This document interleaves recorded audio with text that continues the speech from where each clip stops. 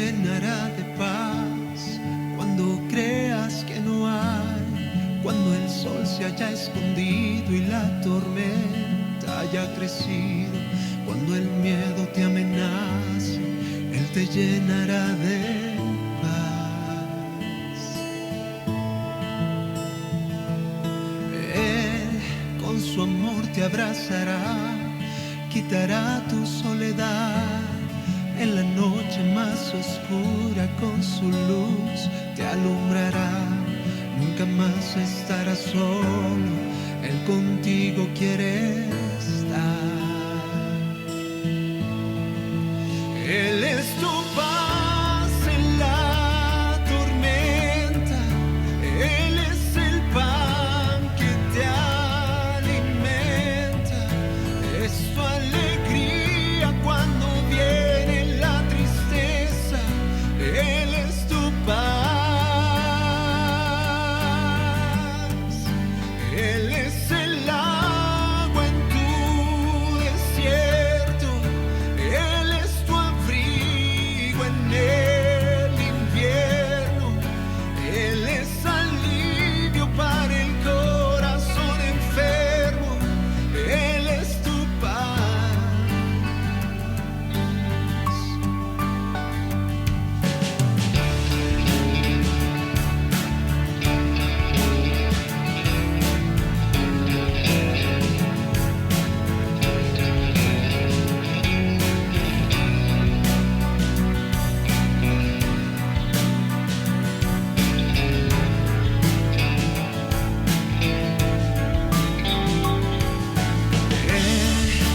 Llenará de paz cuando creas que no hay, cuando el sol se haya escondido y la tormenta haya crecido, cuando el miedo te amenace, Él te llenará de paz. Él con su amor te abrazará, quitará tu soledad.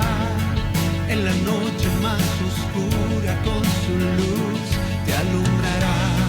Nunca más estarás solo, Él contigo quiere estar. Él es tu paz en la tormenta, Él es el pan que te alimenta, es tu alegría cuando viene.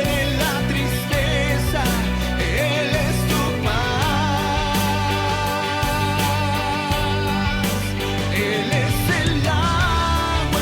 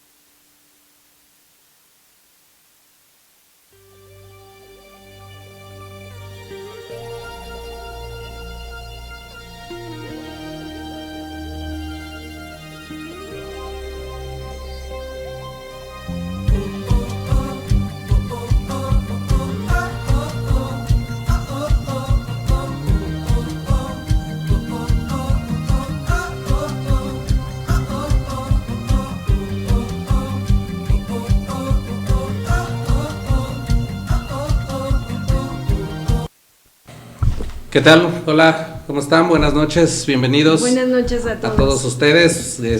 Seguramente todo debe de conectarse más porque se supone que deben de estar más en su casa, en teoría, ¿verdad? Entonces, están en cuarentena, los cuarentones. En cuarentena, que bueno, sí, son como 40 días, ¿verdad? Bueno, debería ser que era catorcena debería de ser, ¿no? Pero bueno, pues muchas gracias por conectarse, bienvenidos nuevamente aquí a su programa, yo leo con alcance.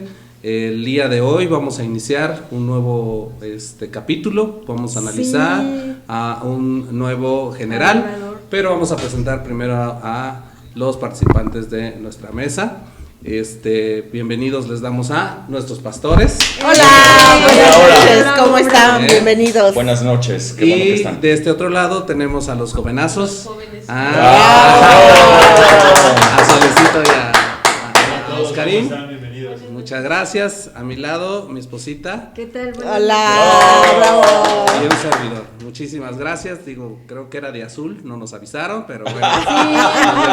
Como que estamos entonando, esposita, pero bueno, ok. Es que nos tocaba pues. Era la mitad y la mitad. Muchas gracias. Entonces vamos a iniciar para analizar a un nuevo general.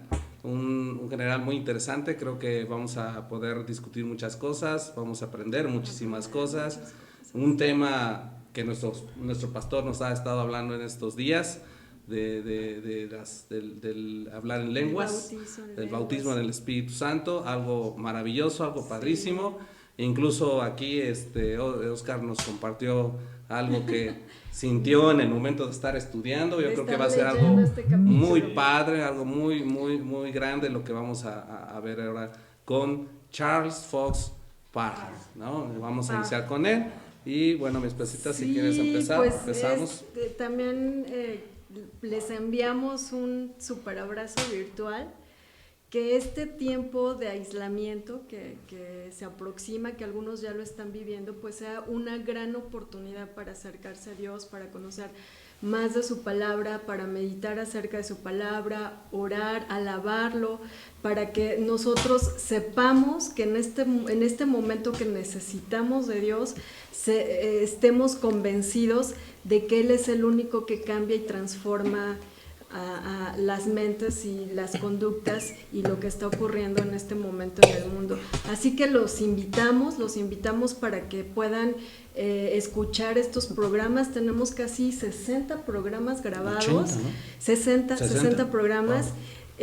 En esta serie de los generales de Dios, y también recuerden que los libros anteriores, que es el de No es por vista y el campo de batalla de la mente, entonces ojalá los puedan escuchar y puedan meditar acerca de la palabra y de lo que Dios tiene para nosotros a través también de estas lecturas. En vez de clavarse en Netflix, ¿no? En vez de clavarse en Netflix. Bueno, también hay algunas películas que también son buenas. Podríamos compartirles una lista de películas, pero sí es importante que en este tiempo realicen un plan de trabajo, porque el aislamiento también puede generar crisis, incluso crisis emocionales, porque imagínense en un mundo donde estamos tan acelerados y la producción y la ganancia son como que nuestros ejes de vida para muchas personas que vivimos a un ritmo tan acelerado, y de repente párate de golpe, sí es un cambio brusco. Entonces es importante que se armen un plan de acción, sobre todo para los niños, porque en este momento podrían estar muy vulnerables a que se claven en los celulares y en la tecnología, en los dispositivos. Pantallas. Entonces crearles actividades, o sea, creo que como amas de casa, como mamás, como esposas, podemos armar esas actividades muy productivas y muy edificantes, ¿no? Entonces claro, sí es importante que lo tomemos en cuenta. Y pues bueno, ya iniciamos, como decía mi esposito, el día de hoy con el tercer avivador. O sea, va a estar de verdad impresionante. Cuarto avivador, es verdad. Charles Fox Parham, que es considerado el padre del Pentecostés, él nació el 4 de junio de 1973 Cuando él nace, 1873. perdón, 1873. Cuando él nace, y así como breviario cultural, María ya tenía 31 años y Dewey tenía 28. Entonces, él nace en un contexto donde existe ya una atmósfera de... en el país. En el país, en Estados Unidos, donde hay un ambiente para el mover del Espíritu Santo. Y aunque recordemos que en esta época no existían los medios ni la difusión que tenemos ahora, o sea, a través de la comunicación, de los medios masivos de comunicación, pero espiritualmente ya existía esta atmósfera. Es decir, no había un conocimiento de lo que estaba pasando en los estados o en las ciudades de los avivadores, pero sí, insisto, espiritualmente ya estaba este mover del Espíritu Santo. Entonces, él nace en una ciudad, Moscatín. Su madre es una devota cristiana. Ellos se mudaron a Kansas en 1878, cuando Charles tenía 5 años. Y desde temprana edad, nos dice el autor del libro, que él presentó grandes problemas de salud.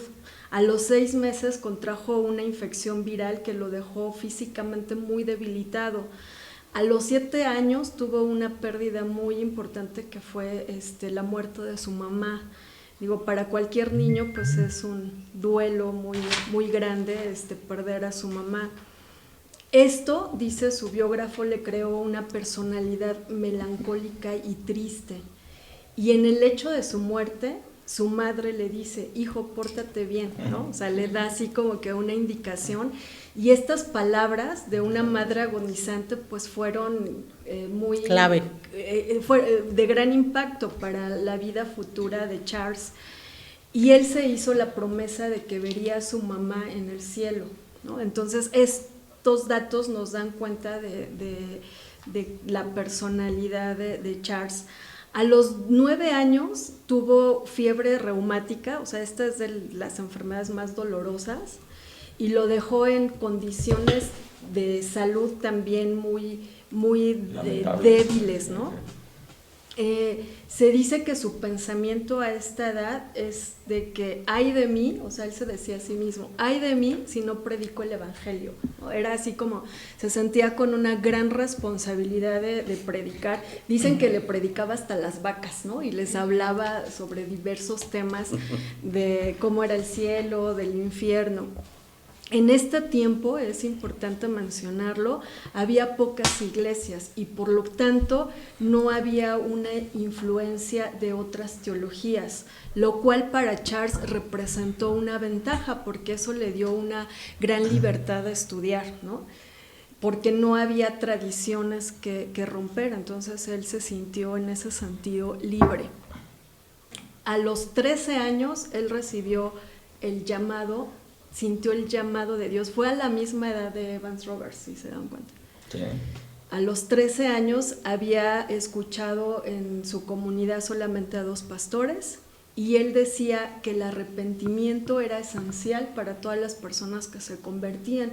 Sin embargo, él sentía un vacío en su interior, porque pensaba que a lo mejor él no era verdaderamente, o no se sentía verdaderamente convertido. Entonces empezó a cantar un himno que se llama Voy hacia la cruz.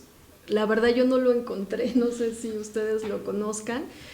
Encontré uno, quizá sea nos dice el autor del libro que cuando llegó a la tercera estrofa sintió un rayo que penetró completamente todo su ser. Entonces esta revelación a través de una canción, ¿no? A través de un himno, lo doblegó completamente, ¿no? Todas las dudas se disiparon en ese momento, las que él podía haber tenido.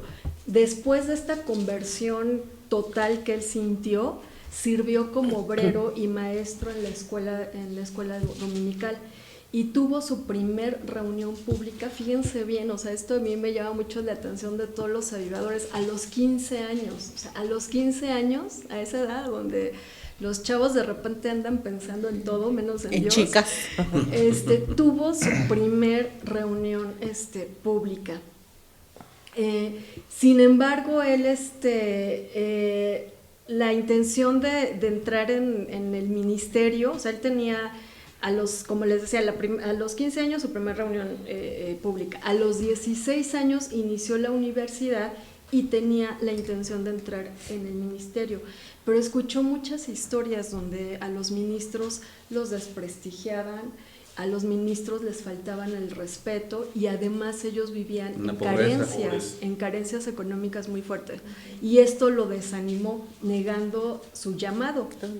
Entonces, eso no es solamente de aquellos tiempos, en nuestros sigue tiempos, hoy en día todavía. Continúa, o sea, ya lo creo. Es complicado para, yo diría, el 80% de pastores que están en una iglesia denominacional, viven en pobreza. Sí, sobre todo en comunidades, me imagino, rurales, indígenas, ¿no? Donde no tienen así pues en las ciudades, recursos. En las ciudades. Y más, o sea, más en ciudades rurales, en lugares sitios, lugares rurales, pero aún en las ciudades. Sí, entonces a él lo desanimó mucho ser ministro y decidió estudiar medicina, o sea, también influenciado por su historia de enfermedades, y también pensando que a través de esta profesión podía sanar a las personas, ¿no? Pero constantemente también se atormentaba, o sea, no estaba completamente en paz, porque decía, recuerdo esa promesa que yo le hice a mi madre y a Dios, ¿no? También. Y entonces contrajo nuevamente fiebre reumática. O sea, yo así cuando decía, otra vez fiebre reumática, así o más doloroso, ¿no? Y un doctor le dijo, ya estás a punto de morir, o sea, te quedan poco tiempo de vida. Y entonces, nuevamente en sus oídos resonaba la pregunta, ¿vas a predicar? ¿Cuándo vas a predicar? Okay. ¿No? O sea, ¿qué pasó? Que ya te estás haciendo patolino. Y él se sentía con una gran necesidad de responder a este llamado, pero no quería vivir en pobreza, ¿no? O sea, decía, sí quiero el llamado, pero no quiero vivir en pobreza. Entonces, en ese momento fue cuando clama a Dios, así, con todo fervor, y le dice a Dios, o sea, esto también a mí me tambaleó, porque le dice a Dios, si me dejas ir a algún lugar donde no tenga que estar pidiendo dinero o rogar para ganarme la vida, entonces predicaré. O sea, y yo decía, ¿está condicionando a Dios? O sea, le está diciendo a Dios, pues sí voy a ir, pero no quiero estar ni padeciendo, ni pidiendo dinero. Yo cuando el Señor me llamó a mí, yo dije lo mismo. O sea, y yo también. Yo no había leído la historia de Charles Spurgeon, pero cuando el Señor me llamó a mí, yo dije exactamente lo mismo. Pues, si yo ganaba muy bien, tenía muy buenas ganancias, todo. Y pero la verdad, dile bien lo que le dijiste. Bueno, sí, le dije, Señor, tú sabes que tengo una esposa muy gastalona, y que pues, lo que nosotros habíamos visto era que pastores la vivían muy difícil, salvo ver a nuestros pastores Fer y Esther, ¿no? Y entonces yo le decía, bueno, si tú vas a tener cuidado de nosotros y que nada nos va a faltar y que vamos a vivir como con el nivel de vida que hemos venido viviendo, pues adelante, ¿no? Yo también le dije exactamente lo mismo. Yo le decía, así como conocemos a los pastores, no, así ni crees que voy a hacerte caso, sí, Señor. No, perdóname, sí. Discúlpame, pero si me pones acá como Fer, Esther, como varios pastores que ahora conocemos, que están bien establecidos y que son respetados y que no tienen necesidad, ahí sí, le entro con todo. Pero así como están aquí, como conocemos a los pastores que hasta tenían que tener otro trabajo aparte de pastorear la iglesia, decían, no, señor, así la verdad no le entiendo. Y ninguneados absolutamente, o sea, no, pobres. Pero fíjate que yo creo que sí pudiera parecerse esta frase una condición, y pues seguramente lo es, ¿no? Pero lo que denota más, creo yo, este tipo de pronunciación es la fe que podemos tener en Dios, ¿no? Claro. Sí. Porque mucha gente piensa que el hecho de que uno le hable así, por ejemplo, no sé, cuando sucede una tragedia, cuando nos sucedió una tragedia, pues mucha gente decía, pues ¿cómo le reclamas a Dios, no? ¿Cómo te atreves a reclamarle a Dios, no? ¿Cómo le dices, ¿por qué te la llevaste? ¿O por qué me pasó esto? ¿O por qué lo otro, no? Y yo creo que lo único que denotamos es que creemos en Dios, en que verdaderamente hay una persona que nos está escuchando, con la cual podemos desahogarnos, con la cual podemos pedirle como nuestro Padre, ¿no?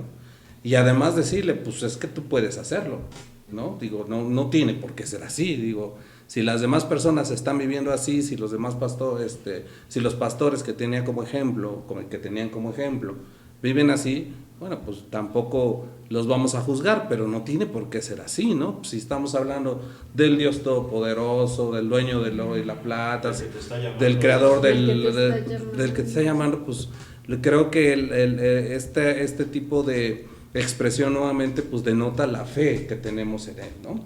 Y decir, Señor, pues si tú quieres, está perfecto, ¿no? Nada más que bueno, pues Bueno, es que en ese tiempo no conocíamos nosotros tanto al Señor como ahora. Pero de todas maneras, o sea, es una expresión de fe, y lo que él tuvo es una expresión de fe, igualmente pidiéndole a Dios que pues no le faltara nada, y él decía, pues realmente la oposición que yo tengo para servirte es que yo he visto un ejemplo de que todos los que predican viven en la pobreza, ¿no? Ahora, lo que él quería hacer no era ser pastor, sino misionero. Sino él lo que quería hacer era un predicador misionero, Sí. lo cual todavía es mayor riesgo de pobreza. Claro. Y bueno, vamos a ver más adelante cómo Dios lo respaldó en lo económico y en cuanto a la salud, o sea, regresándonos a esta parte de su vida donde les decía que tuvo fiebre reumática y él estaba clamando a Dios, también nos dice su biógrafo que sedado con morfina, o sea, ya las personas cuando les dan morfina es porque los dolores son insoportables. Son insoportables. Entonces él clamó a Dios y lo único que podía en ese momento orar era el Padre Nuestro, ¿no? O sea, sedado como estaba con esos dolores seguramente impresionantes, él dijo, Señor, hágase tu voluntad así en la tierra como en el cielo. Entonces esta fue también una revelación para él impresionante, porque su mente se aclaró y pudo sentir la majestuosidad de Dios, o sea, la voluntad de Dios en su vida. La visión que él tuvo fue ver que la voluntad de Dios se manifestaba en cada átomo de la creación, o sea, en absolutamente todo, ¿no? En las cosas más pequeñitas como en las cosas más grandes estaba la voluntad de Dios. Entonces él comprendió que la voluntad de Dios era sanarlo. ¿Y qué creen? Lo sanó. Claro. ¿No? Entonces lo sanó. Es que es una revelación, esto es una revelación. Es una gran revelación. Lo sanó, pero excepto de sus tobillos, ¿no? O sea, en ese momento así como que quedó pendiente en la parte de los Casi tobillos. creyó. Ahora, no creyó, pero tenía un propósito. Pero sí, exacto. Tenía un propósito, claro, porque los tobillos todavía no. Poco después de esta recuperación, lo invitaron a predicar a una iglesia evangelista, renovó su promesa, dejó la universidad, ¿no? Pero solo si Dios, o sea, sí iba a ir a predicar, pero solo si Dios completaba su sanidad, que le volvió a eran decir los a Dios. tobillos. Claro. Entonces le digo, voy a ir, Dios, pero sana mis tobillos, y pues también le sanaron los tobillos. Después, a la edad de 18 años, realizó su primera reunión evangelista en Kansas. Al inicio, aunque asistieron pocas personas, no tuvo mucha respuesta, pero al final de esa reunión hubo muchas conversiones, ¿no? O sea, muchísimas conversiones. O sea, el resultado fue fabuloso. Ahí conoció a la que sería su esposa, Sara. quien tuvo una idea, no, ¿verdad? No, esa no tuvo ninguna idea. No tuvo. Todavía no. A ella dicen que le sorprendió su espontaneidad al predicar, porque otra de las características que podemos ver en Charles es que él no escribía un sermón, no lo preparaba.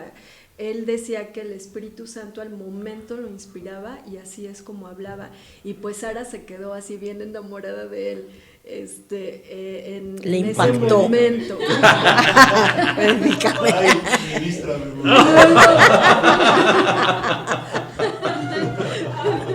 Ese tonito. A los 19 años lo invitaron a pastorear en una iglesia metodista. 19 años. A los 19 años, o sea, ya tenía ya una trayectoria, desde los 15 ya llevaba 4 años y todo lo que había vivido. 19 años. Y los domingos, predicaba en Eudora, en una comunidad de Kansas. La congregación pues empezó a crecer gracias a él, a los mensajes que él daba. Y tuvieron que construir un edificio en esta iglesia. Los líderes de esa denominación le hubieran dado pues cualquier asignación que él quisiera si él se hubiera sometido a la autoridad de ellos. Pero él no lo hizo.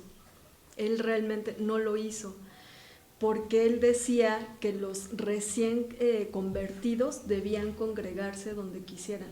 O sea, que no tenían que ir a una Él decía iglesia. Que los que tenían una denominación se preocupaban más por predicar de su iglesia, de su denominación, por llenar su iglesia. por llegar a su iglesia, que predicar de Jesucristo. ¿No? Jesucristo. Y también, ¿dónde he visto eso? Sí. Que predicaban mejor al fundador de esa denominación que a Cristo resucitado. Entonces, la verdad es lo que le pasó a él. Dijo, ¿cómo es posible que estén predicando más la denominación? Sí, o sea, ellos lo que quieren es llenar su iglesia. Claro, números. Y perdían de vista las almas. Sí, él decía que para entrar al cielo no era necesario pertenecer a ninguna denominación.